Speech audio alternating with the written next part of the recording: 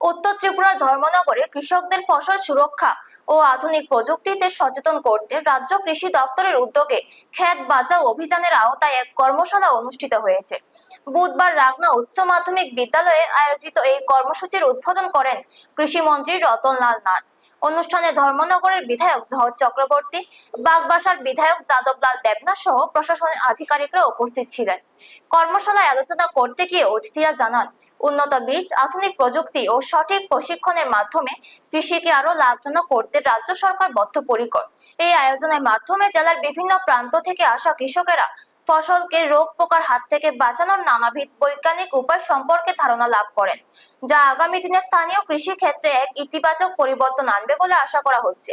Bureau report, news তৎকাল 24।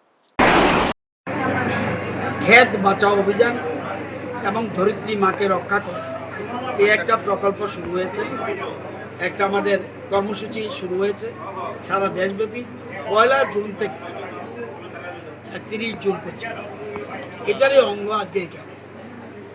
অর্থাৎ দেখা যাচ্ছে প্রকৃতি পরিবর্তন হয়ে যাচ্ছে, পরিবেশ পরিবর্তন হয়ে যাচ্ছে, জমি শেষ হয়ে যাচ্ছে, বিষাক্ত হয়ে যাচ্ছে। সেই জন্য ধীরে ধীরে আমরা প্রাকৃতিক চাষ এবং জৈব চাষের দিকে যাচ্ছি।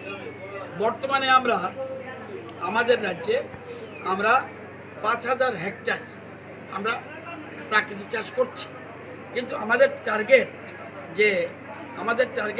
যে এই বছরের শেষের দিকে আমরা টার্গেট 16,000 হেক্টর আমাদের টার্গেট প্রাকৃতিক চাষ।